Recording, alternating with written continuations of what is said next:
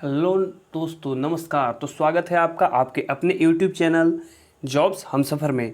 जैसा कि आप थंबनेल में देख पा रहे हैं, 2021 की वैकेंसी यानी कि यूपीएसआई की वैकेंसी का 9534 सीट का जो परीक्षा होने वाला है उससे रिलेटेड हम लोग बातें करने वाले हैं। और यहाँ पे आप देख पा रहे होंगे कि 13/12/2017 बोले तो आपका जो एग्ज़ाम पिछला हुआ था यूपीएसआई का, उसका थर्ड शिफ्ट का क्वेश्चन यानी कि पूरा ऑथेंटिक और ओरिजिनल क्वेश्चन मैं आप लोगों के सामने समक्ष रखने जा रहा हूँ। तो बिल्कुल भी देर ना करें, जल्द से जल्द जुड़े और मेरे साथ इस क्वेश्चन का आप लोग आंसर साथ में बताते चलिए, क्योंकि यहाँ पे आपका होने वाला है डिस्कशन।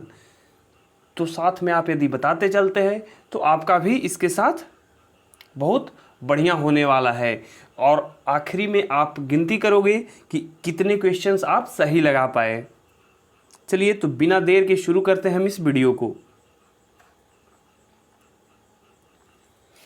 जैसा कि आप देख पा रहे होंगे, उत्तर प्रदेश पुलिस उप निरीक्षक एसआई ऑनलाइन भर्ती परीक्षा 2017 यानी कि जो 2017 में आपका परीक्षा हुआ था उसके तृतीय पाली 13/12/2017 के तृतीय पाली के प्रश्न पत्र के बारे में हम बात करने वाले हैं।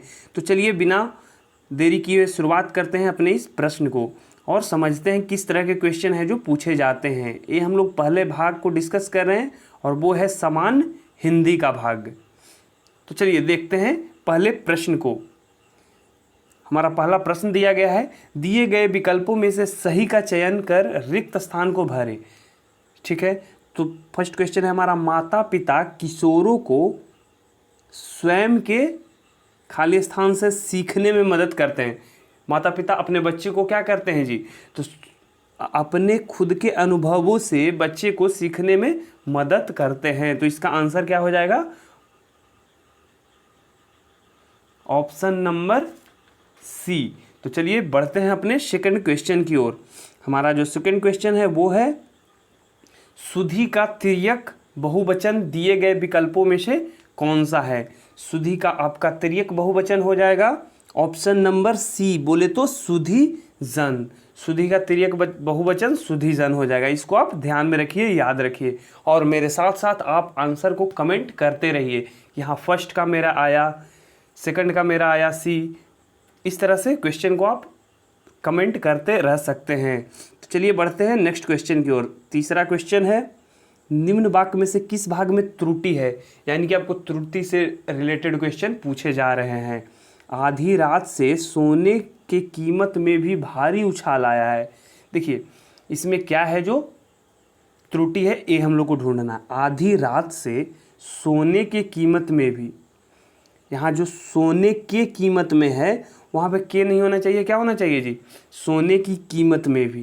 तो चलिए तो यहाँ पे आपका हो गया ऑप्शन नंबर ए है जो करेक्ट है, बोले तो ऑप्शन नंबर ए में त्रुटि है।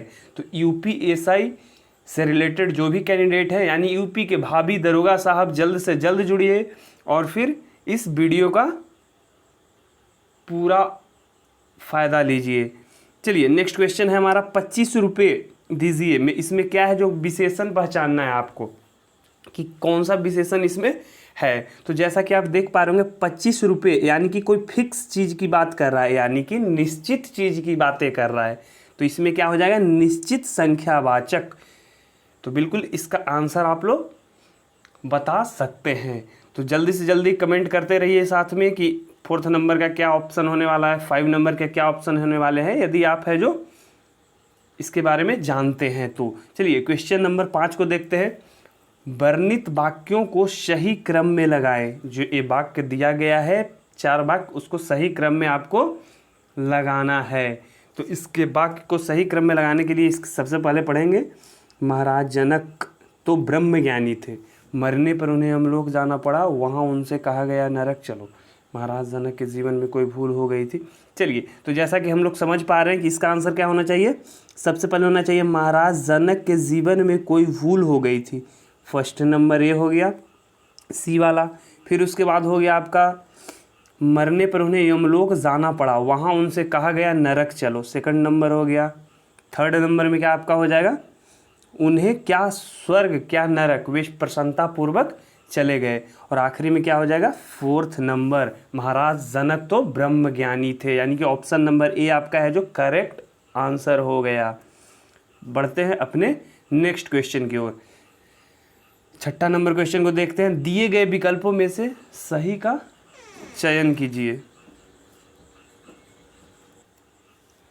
जो क्वेश्चन है वो है, अगर विद्यार्थी खाली स्थान होंगे तो देश का भविष्य खाली स्थान होगा। बोले तो, या अगर विद्यार्थी आदर्शवादी होंगे तो देश का भविष्य क्या होगा, देश का भविष्य उज्जवल होगा। तो ऑप्शन नंबर सी है जो यहाँ हमारा सही आंसर है।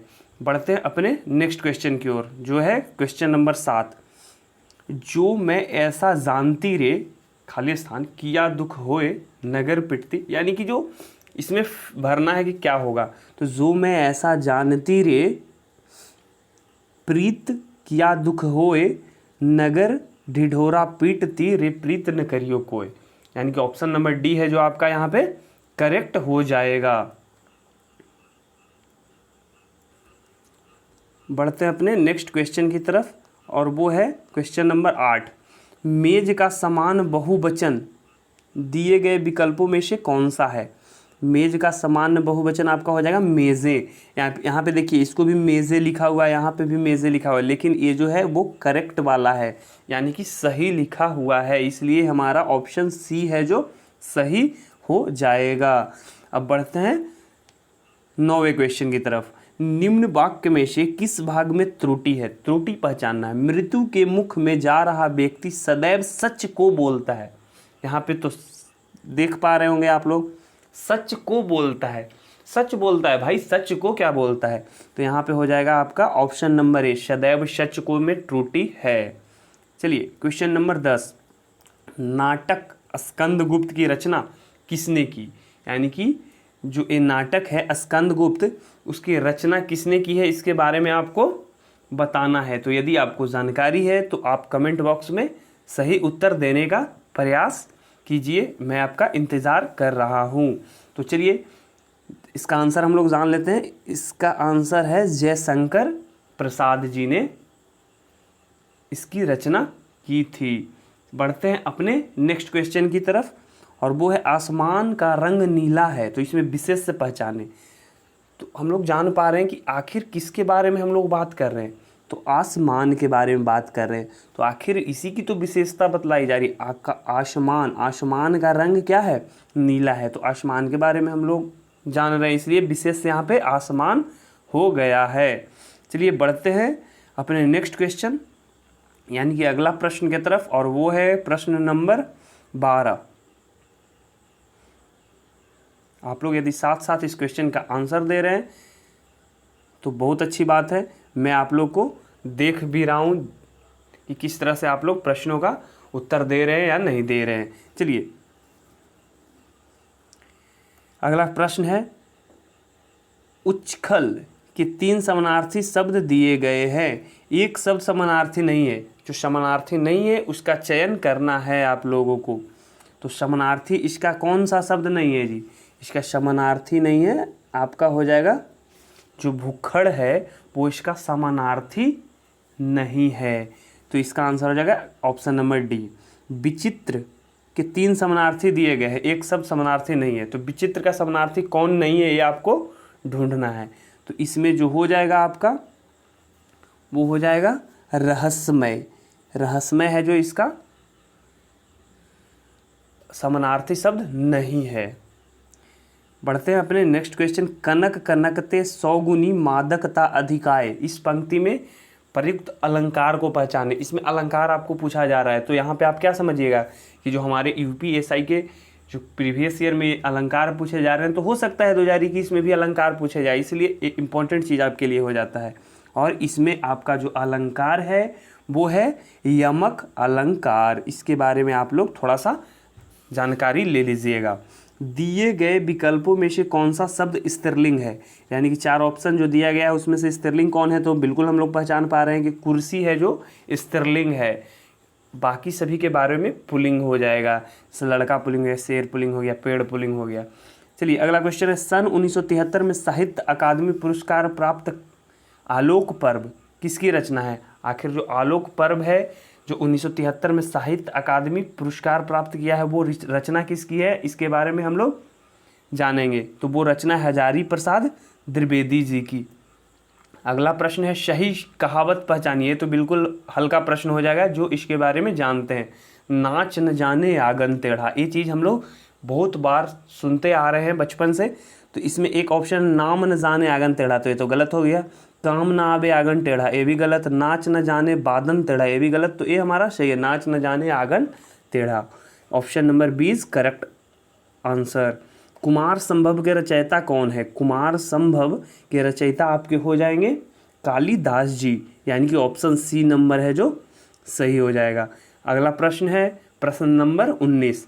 रहीमन पानी राखिए बिन पानी सब सून, पानी गए न उबरे मोती मानुष चून। तो इसमें फिर से अलंकार आपको पूछा जा रहा है। देखिए वहाँ भी अलंकार का क्वेश्चन था, यहाँ भी अलंकार का क्वेश्चन आपका आया है। तो इसमें कौन सा अलंकार हो जाएगा? श्लेष अलंकार। इस अलंकार के बारे में आपको विस्तृत जानकारी लेना है तो हमारे चैनल पे भी इसके बारे में वीडियो स्पेशल बनाया गया है, वहाँ आप जा सकते हैं। और एक बात मैं बता दूं कि ये जो स्पेशल सीरीज़ शुरू हुआ है प्रीवियस ईयर का, यानी पुराने प्रश्नों को आपके सामने अवगत करा रहा हूँ। लगभग जो एग्ज़ाम हुए उसके सभी प्रश्नों को मैं आप लोगों के सामने रखूँगा और इसका PDF भी अवेलेबल करवा दूँगा टेलीग्राम पे या फिर इसके डिस्क्रिप्शन बॉक्स में, वहाँ पे आप जाकर इसे डाउनलोड कर सकते हैं। चलिए अगला क्वेश्चन है बच्चा गया, इस वाक्य में प्रयुक्त काल को पहचाने। इसमें कौन सा काल है? चलिए भविष्य काल तो नहीं है भाई, सामान्य वर्तमान काल भी नहीं है। बच्चा गया यानी कि चला गया है, या तो ऑप्शन ए हो सकता है या तो ए हो सकता है। इसमें आप लोगों को पहचानना है। तो जैसा कि आप लोग इसके बारे में समझ पा रहे होंगे, ये सामान्य भूतकाल का बात है। ऑप्शन नंबर ए है जो करेक्ट आंसर हो जाएगा। अगला है जो क्वेश्चन है विकल्पों में वर्णित वाक्यों में से गलत वाक्य कौन है? इसमें से गलत बात पहचाना। जिधर दृष्टि डालो विज्ञान में चमत्कार दिखाई पड़ते हैं, हमें उपलब्ध सभी सुख सुविधाओं विज्ञान की ही देन है, विज्ञान ने हमें जादू नगरी में पहुंचा दिया है, विज्ञान से अनेक असंभव लगने वाली बातें संभव कर दिखाया है। तो ये आप अपने से कमेंट कीजिए कि कौन सा आंसर आपके लिए सबसे बेस्ट लग रहा है। आई थिंक इसका ऑप्शन होना चाहिए विज्ञान से अनेक असंभव लगने वाली बातें को संभव कर दिखाया है। ये तो सही बातें हैं। फिर विज्ञान ने हमें जादू नगरी में पहुंचा दिया है, तो ऐसा तो इलॉजिकल चीज़ लगता है, यानी कि कोई लॉजिक नहीं है। हमें जादू नगरी का क्या मतलब होता है? ऐसा बातें तो हम लोग को नहीं सोचना चाहिए। इसलिए मैं सोचता हूं कि ऑप्शन सी होना चाहिए, लेकिन कहीं जगह पे है जो ऑप्शन डी दिया हुआ है इसका आंसर। तो इसके लिए आप कमेंट कीजिए कौन सा आंसर सटीक होना चाहिए। दिए गए विकल्पों में से अनुकूल का विरुद्धार्थी शब्द कौन सा है? यानी कि विरुद्धार्थी का मतलब क्या हो गया यहाँ पे? इसके अपोजिट शब्द, यानी कि इसके विपरीतार्थक शब्द के बारे में आपसे बात किया जा रहा है। अनुकूल का क्या हो जाएगा? प्रतिकूल। बर का स्त्रीलिंग बताएं, ये तो बिल्कुल आसान हो गया। बर का बधु, बर बधु जानते हैं हम लोग। ठीक है, अब प्रश्न नंबर बढ़ते हैं हम लोग 24 के पास।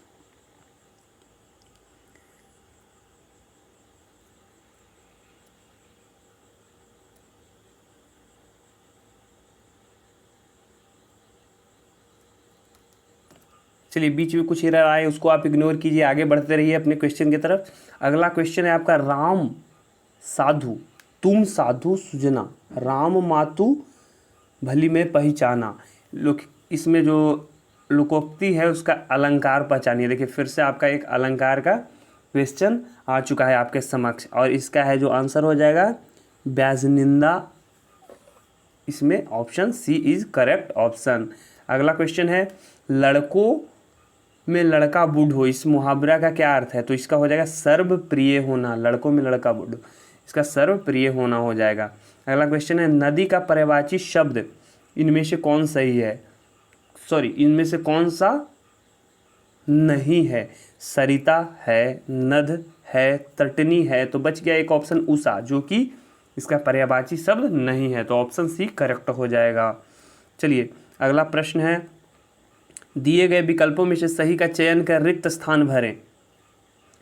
इसमें रिक्त स्थान भरना है। चित्र वर्णन एक ऐसी कला है जिसमें मन के भाव क्या होते हैं, मन के भाव प्रकट होते हैं, तो इसलिए ऑप्शन बी करेक्ट हो जाएगा।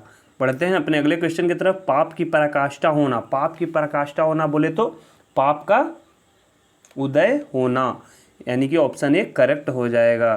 फिर बढ़ते हैं अपने अगले प्रश्न की तरफ। देखिए यहाँ पे गद्यांश दिया हुआ है, इसको पढ़ना है, इसके पढ़ने के बाद है जो आपको उत्तर देना है। तो देखिए मैं आप लोगों के स्क्रीन पे है जो इस गद्यांश को सामने रख रहा हूँ, इसको आप थोड़ा देर पढ़िए वीडियो को रोककर, उसके बाद इसका उत्तर दीजिए। मैं है जो डायरेक्टली प्रश्न पे जाता हूँ, और वो प्रश्न है वो है अपनी बात की प्रामाणिकता को सिद्ध करने के लिए लेखक क्या उदाहरण प्रस्तुत करते हैं। यहाँ पे जो आपको उदाहरण पढ़ने के बाद देखने को मिलेगा वो है महाभारत में यक्ष और युधिष्ठिर के संवाद का उदाहरण मिलेगा। फिर अगला प्रश्न है विदेश में कौन सा मनुष्य का साथी होता है। तो ऐसे भी आप बता सकते हैं कि विद्या है जो विदेश में साथी होता है मनुष्य का। फिर अगले प्रश्न की ओर बढ़ते हैं जो है प्रश्न नंबर,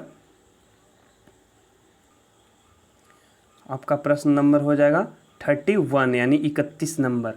चलिए, प्रस्तुत गद्यांश का उपयुक्त शीर्षक क्या है। तो इसमें शीर्षक आपका बताया गया शिक्षा के महत्व के बारे में।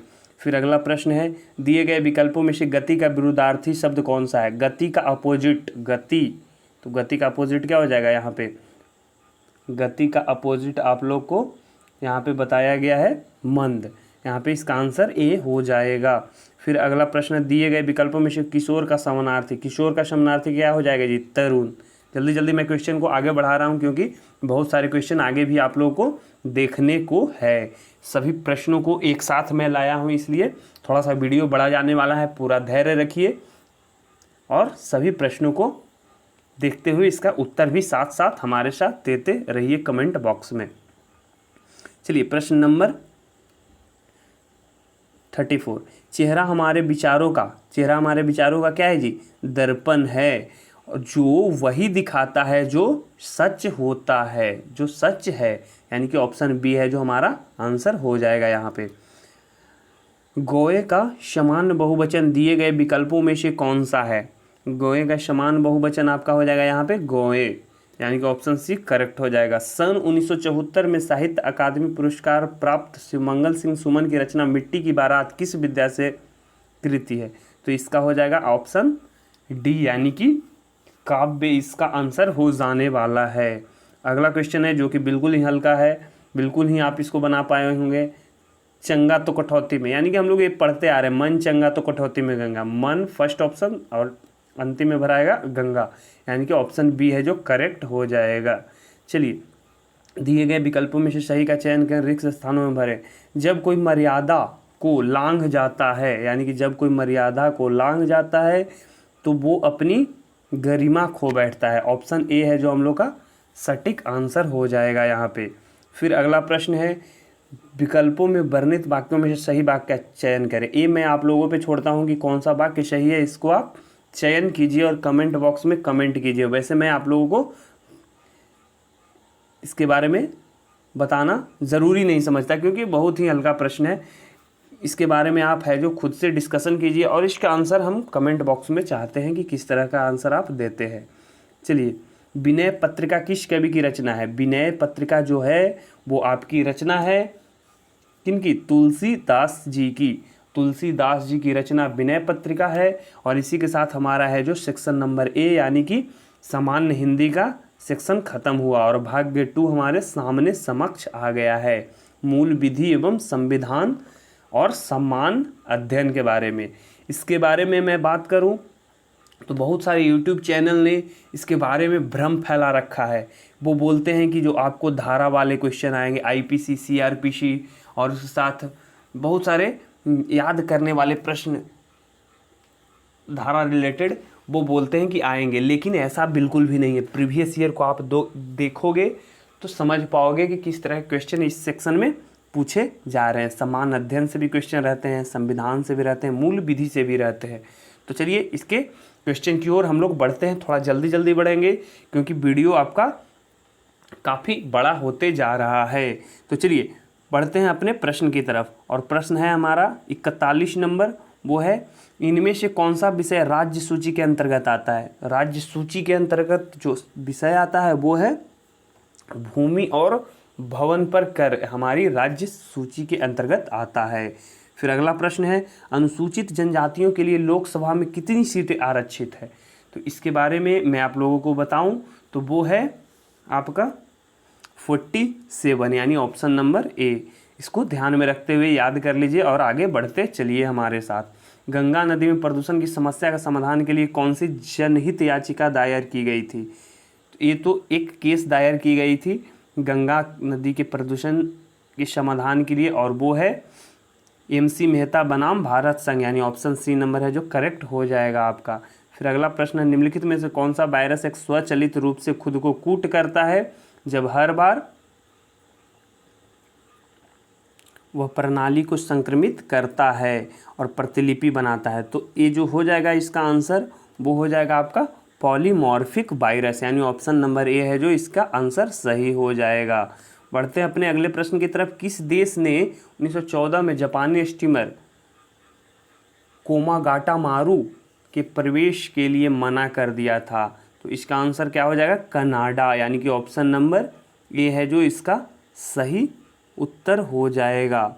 Option number A Canada. चलिए बढ़ते हैं अपने अगले प्रश्न की तरफ, और वो है वर्ष 1956 में मुख्यतः किन मापदंडों के आधार पर राज्यों का पुनर्गठन किया गया था। जो 1956 में आपका पुनर्गठन हुआ था वो हुआ था भाषागत एवं सांस्कृतिक एकरूपता के आधार पर। तो इसको याद रखिए।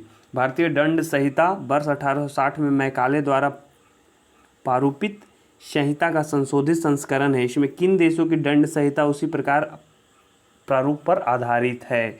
तो इसका हो जाएगा आपका ऑप्शन नंबर सी। बोले तो ए, बी और सी, मतलब सिंगापुर, ब्रुनेई और श्रीलंका, इन तीनों देशों के प्रारूप पर आधारित है। चलिए वायसराय की कार्यकारिणी परिषद में नियुक्त पहले भारतीय कौन थे। इसके पहले भारतीय जो थे वो थे Satyendra Prasad Sinha ji. Option number B is correct. अगला प्रश्न है भारत की राजनीति के निदेश सिद्धांतों के संदर्भ में निम्नलिखित में से कौन सा वक्तव्य सही है, इसके बारे में बताइए। सामाजिक व आर्थिक उन्नति के लिए ये राज्य को संबोधित किए गए कुछ निर्देश हैं, ये उच्च न्यायालय के में प्रवर्तनीय हैं। तो इसका जो आंसर आपका हो जाएगा वो हो जाएगा ऑप्शन ए केवल करेक्ट है, ऑप्शन बी सही नहीं है यहाँ पे। चलिए फिर अगला प्रश्न है 30 नवंबर 2017 को राष्ट्रीय महिला आयोग की अध्यक्ष कौन थी। तो इसकी अध्यक्ष थी रेखा शर्मा जी। अगला प्रश्न है निम्नलिखित में से कौन सा एक आनुवंशिक विकार नहीं है। आनुवंशिक विकार जो नहीं है वो है अरंजकता, जो है वो आनुवंशिक विकार नहीं है। देखिए यातायात के प्रतीक के सिंबल से संबंधित कुछ प्रश्न पूछे जा रहे हैं, यानी कि पूछे गए थे। देखिए ये जो सिंबल है इसका क्या है जो मतलब है, ये आप बताइए। तो इसका मतलब होता है गोल रास्ता, यानी कि आगे जो रास्ता है वो क्या है गोल है, और गोल रास्ता है आगे। चलिए भारत में निम्नलिखित में से किस राज्य में रबर का सर्वाधिक उत्पादन होता है। इसका आप आंसर कमेंट बॉक्स में कमेंट कीजिए। वैसे मैं आंसर आप लोगों को केरल बता दे रहा हूँ। अगला प्रश्न है किस न्यायिक मामलों में उच्चतम न्यायालय ने यह राय दी कि अनुसूची क्षेत्रों में सरकारी ज़मीन, आदिवासियों की ज़मीन और वन्य भूमि गैर आदिवासियों अथवा निजी कंपनियों को खनन अथवा औद्योगिक कार्यों के लिए पट्टे पर नहीं दी जा सकती। ऐसे कार्यों केवल आदिवासियों अथवा सरकारी उपक्रम द्वारा ही किए जा सकते हैं। तो ये है जो कौन से चीज़ के बारे में ये बोला गया था, किस केस के बारे में। तो ये मैं बता देता हूँ, समता बनाम आंध्र प्रदेश राज्य का केस था, उसके बारे में ऐसा बोला गया था। तो ये ऑप्शन ए नंबर आपका करेक्ट हो जाएगा यहाँ पे। बढ़ते हैं अपने अगले प्रश्न की तरफ, और वो है किनसे गवर्नर जनरल और प्रदेशों के गवर्नरों को संवैधानिक प्रमुख का दर्जा दिया गया है। तो ये आपका हो जाएगा ऑप्शन सी, संविधान सभा के द्वारा पर एक दर्जा दिया गया है। जलोढ़क तलछट का अर्थ किस प्रकार की भूमि है। तो इसका आंसर आपका हो जाएगा ऑप्शन नंबर डी, बोले तो नदी द्वारा निर्मित कटाव भूमि, ये वाला आंसर हो जाएगा। चलिए, भ्रष्टाचार या पद के दुरुपयोग कि किसी भी आरोप पर प्रकटीकरण हेतु लिखित शिकायत लेने के लिए भारत सरकार ने किस नामित संस्था के रूप में प्राधिकृत किया? तो ये तो आप जान रहे सीबीआई को। चलिए, अगला प्रश्न है, भारतीय संविधान का कौन सा अनुच्छेद कहता है संघ के लिए एक संसद होगी जो राष्ट्रपति और 2 सदनों से मिलकर बनेगी? ये तो बिल्कुल ही आपका है जो प्रश्न है वो बहुत ही फेवरेट प्रश्न है और उसका आंसर ऑप्शन नंबर डी, यानी कि अनुच्छेद 79। अगला प्रश्न, किसके सुझाव पर राष्ट्रपति किसी राज्य के राज्यपाल को नियुक्त करते हैं? तो ये हो जाएगा आपका प्रधानमंत्री के सुझाव पे। इन चारों ऑप्शन में से ये वाला ऑप्शन सबसे करेक्ट है। निम्नलिखित में से कौन सा दीर्घकालिक विकास और हमारे विश्व को बदलने के लिए अग्रणी सिद्ध हो सकता है? तो ये हो जाएगा औद्योगिकरण और आधारभूत संरचना संबंधी विकास। अगला प्रश्न है, भारत ने सितंबर 2016 में रक्षा उपकरणों को खरीद के लिए अमेरिकी $500 मिलियन की एक नए ऋण की व्यवस्था किस देश के साथ घोषणा की? तो वो घोषणा जो किया गया था वो था वियतनाम के साथ, यानी कि 61 का जो आपका आंसर हो जाएगा वो हो जाएगा ऑप्शन डी। चलिए, अगला प्रश्न है, सूचना का अधिकार यानी कि आरटीआई अधिनियम के अंतर्गत सूचना प्राप्त करने की प्रक्रिया के संदर्भ में इनमें से कौन सा वक्तव्य सही है? तो ये हो जाएगा आपका, देखिए, सूचना प्राप्त करने के लिए आवेदन का कोई निर्धारित प्रारूप नहीं है, आवेदन सादे कागज पर किया जा सकता है। ये बात हुई एक। फिर दूसरी बात हुई, सूचना पाने के पीछे क्या कारण है? सूचना प्रार्थी को यह बताने की आवश्यकता नहीं है। तो ये जो ऑप्शन बी है वो केवल करेक्ट हो जाएगा, यानी कि ऑप्शन बी किस में दिया गया? केवल बी, यानी कि यहाँ पे ए नंबर जो है आपका सही आंसर हो जाएगा। इसको आप ए नंबर को टिक कर लीजिए। बढ़ते हैं अगले प्रश्न की तरफ। बिना दलाली खाता खोले विदेश में कंपनी के शेयरों को बेचने और खरीदने के लिए निम्नलिखित में से कौन सा एक साधन है? तो इसका जो साधन है वो है आपका ग्लोबल डिपॉजिटरी रसीद, यानी कि GDR। चलिए, अगला प्रश्न है, भूमि अधिग्रहण अधिनियम 2013 के अनुसार सरकारें निम्न में से किस भूमि का अधिग्रहण कर सकती है? तो इसका हो जाएगा आपका कौन कौन से भूमि का अधिग्रहण कर सकती है? तो सामरिक परियोजना वाली का कर सकती है और परियोजनाओं से प्रभावित परिवारों के लिए परियोजनाएं, इन दोनों को आपको सिलेक्ट करना है। तो इन दोनों का ऑप्शन है ऑप्शन नंबर ए, यानी कि ए और बी वाला। तो ऑप्शन ए करेक्ट हो जाएगा। भारत में बाल अधिकारों का संरक्षण, उन्नयन और हिफाजत करने के लिए वर्ष 2007 में एक वैधानिक निकाय के रूप में किसकी स्थापना की गई थी? तो है जो इसमें आपका जो है आंसर हो जाएगा वो है राष्ट्रीय बाल अधिकार संरक्षण आयोग, यानी कि इस ऑप्शन को आप ढूंढिए ऑप्शन नंबर सी को। चलिए, अगला प्रश्न है, बताइए इनमें से कौन एक प्रकार का मेलवेयर है जो कंप्यूटर पर विज्ञापन दिखाता है? ये तो आपका फेवरेट क्वेश्चन है जो पूछा जाता है, यानी कि मैं 2-4 सेट में इस क्वेश्चन को देख चुका हूँ। रूटकिट एक प्रकार का मेलवेयर है जो कंप्यूटर पर विज्ञापन दिखाता है। कंप्यूटर रिलेटेड भी क्वेश्चन 1-2 पूछे जा रहे हैं, इसलिए उसको भी थोड़ा ध्यान में रखिएगा।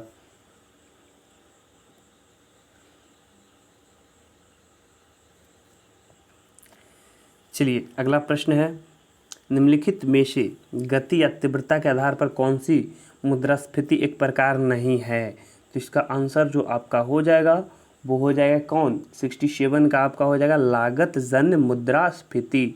अगला प्रश्न है, महाभारत का अंग्रेजी भाषा में अनुवाद करने वाले पहले भारतीय कौन थे? यदि भारतीय आपसे पूछा जाए तो बताइएगा किशारी मोहन गांगुली। चलिए, अगला प्रश्न है, भारतीय वन सेवा के कैडरों का नियंत्रक प्राधिकरण वर्णित विकल्पों में से कौन सा है? तो इसका आंसर आपका हो जाएगा भारत के राष्ट्रपति। ठीक है, अगला प्रश्न है, भेदिया लेन देन। भेदिया लेन देन आपका है जो शेयर बाजार से संबंधित है, इसको आप बिल्कुल याद रखिएगा। राज्य के राज्यपाल के अधिकारों के संदर्भ में इनमें से कौन सा वक्तव्य सही है? तो इनमें से कौन वक्तव्य सही है इसके बारे में आप बताइए, पहले पढ़कर आप कमेंट बॉक्स में कमेंट कीजिए। इसका आंसर है जो इसका हो जाएगा, देखिए पढ़ लेते हैं पहले। विधानसभा द्वारा पारित किसी विधेयक पर वो अपनी स्वीकृति न देकर उसे राष्ट्रपति के पास अनुमोदन के लिए भेज सकते हैं। यहाँ पे भेज सकते लिखा हुआ है, बिल्कुल भेज सकते हैं, यानी ऑप्शन ए है जो करेक्ट हो जाएगा, केवल ऑप्शन ए। चलिए अगला प्रश्न है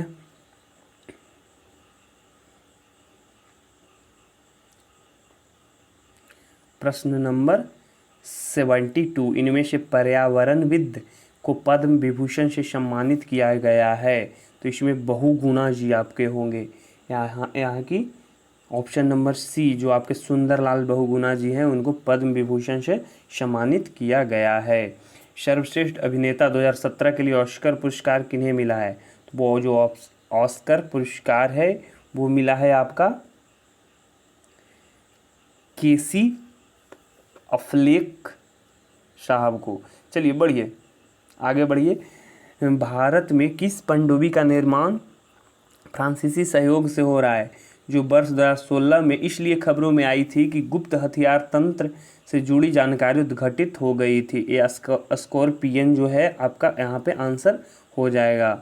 तो आप है जो यहाँ पे देखिए 2016 का क्वेश्चन पूछा गया, यानी करेंट रिलेटेड क्वेश्चन वहाँ उस समय पूछा गया, तो यहाँ भी करेंट को आप ध्यान में रखकर जाइएगा। राष्ट्रपति और उपराष्ट्रपति पद की शपथ के संदर्भ में निम्नलिखित में से कौन सा वक्तव्य सही है? संविधान का संरक्षण, सुरक्षा और प्रतिरक्षा करने के लिए राष्ट्रपति अपने पद को शपथ लेते हैं। सही है, बिल्कुल सही है। उपराष्ट्रपति संविधान के प्रति अपनी सत्य, निष्ठा और वफादारी की शपथ लेते हैं। ये भी बिल्कुल सही, यानी ऑप्शन ए और ऑप्शन बी करेक्ट हो जाएगा। तो ऐसा है जो किसमें दिया गया है, इसमें ए और बी करेक्ट, यानी कि डी ऑप्शन हो जाएगा यहाँ पे। चलिए बढ़ते हैं अपने अगले प्रश्न की तरफ। आदर्श परिस्थिति में एक नए पादप या पौधे की पुनर्जीवित और विकसित करने के लिए कोशिका के गुण को क्या बोलते हैं? तो यहाँ पे वो बोलते हैं हम लोग टोटीप्लेटेंसी।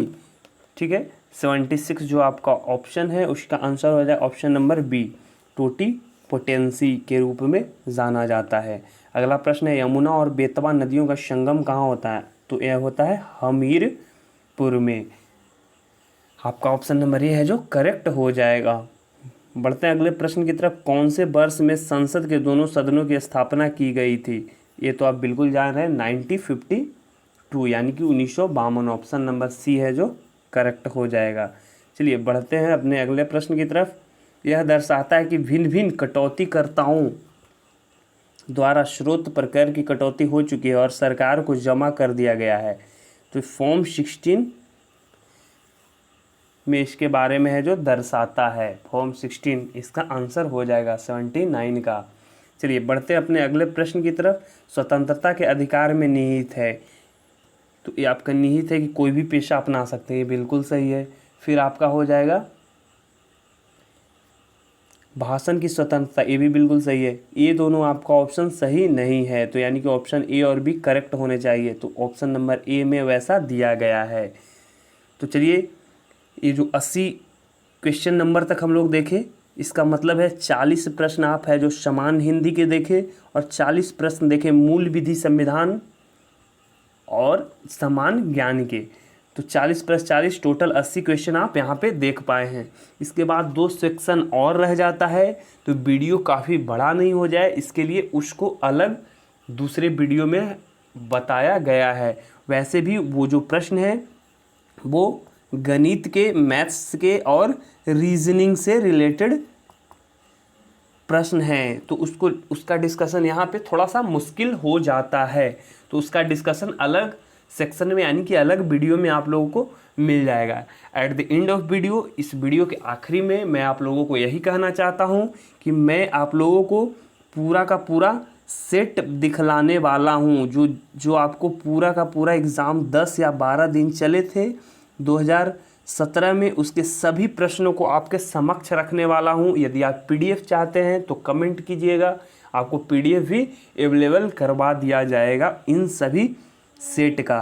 तो बताइए, ये जो सेट है वो ऑफिशियल डाउनलोड किए गए हैं आपके यूपी के साइट से, या फिर कुछ बुक्स अवेलेबल किए थे इस तरह के पीडीएफ, वहाँ से मैं लाया हूँ आपके लिए ऑथेंटिक पीडीएफ। यदि आप इसे चाहते हैं तो बिल्कुल कमेंट कीजिएगा कि हाँ मैं पीडीएफ चाहता हूँ, आप है जो इसको अपलोड कर दीजिए। तो चलिए at the end of video आखिरी में मैं यही रिक्वेस्ट करूँगा, यदि आप मेरे चैनल पर नए हैं तो इस वीडियो को लाइक करें, इस वीडियो को शेयर करें और हमारे चैनल को सब्सक्राइब करें। तो जय हिंद, फिर मिलेंगे एक नए जोश के साथ। तब तक के लिए धन्यवाद।